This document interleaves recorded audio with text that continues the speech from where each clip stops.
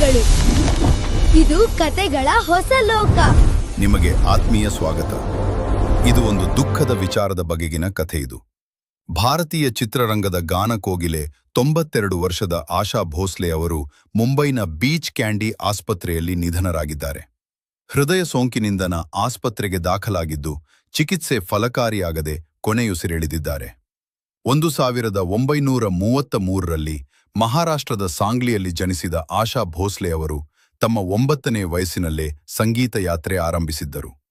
ತಮ್ಮ ಸುದೀರ್ಘ ವೃತ್ತಿಜೀವನದಲ್ಲಿ ಅವರು ಹಿಂದಿ ಸೇರಿದಂತೆ ಕನ್ನಡ, ಮರಾಠಿ, ಬೆಂಗಾಲಿ ಮುಂತಾದ 20ಕ್ಕೂ ಹೆಚ್ಚು ಭಾಷೆಗಳಲ್ಲಿ 12,000ಕ್ಕೂ ಹೆಚ್ಚು ಹಾಡುಗಳನ್ನು ಹಾಡಿದ್ದಾರೆ. ಮೆಲೋಡಿ ಹಾಡುಗಳಿಂದ ಹಿಡಿದು ವೇಗವಾದ ಪಾಪ್ ಗೀತೆಗಳವರೆಗೆ ಎಲ್ಲವನ್ನೂ ಲೀಲಾಜಾಲವಾಗಿ ಹಾಡಬಲ್ಲ ಕಲೆ ಅವರಿಗೆ ಸಿದ್ಧಿಸಿತ್ತು.